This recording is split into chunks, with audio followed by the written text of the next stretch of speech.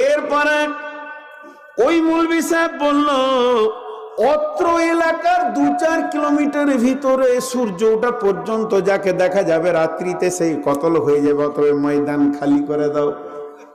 সেকেন্ডের মধ্যে আর ময়দানে কেউ নাই, গাঁ ময়দান খালি হয়ে গেল। শুধু ওখানে আছে কে? বাদশাহ, চাওয়ালা আর মৌলভী সাহেব, বাকি কেউ নাই, সিপাহী সব খালি।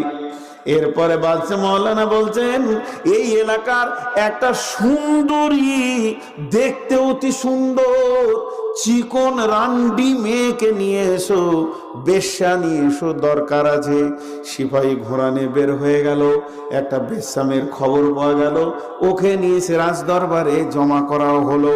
এবার মৌলানা বলছে, ও মহিলা, এই ঘরটার ভিতরে তালা মারা একটা যুবক আছে, যার বয়স 22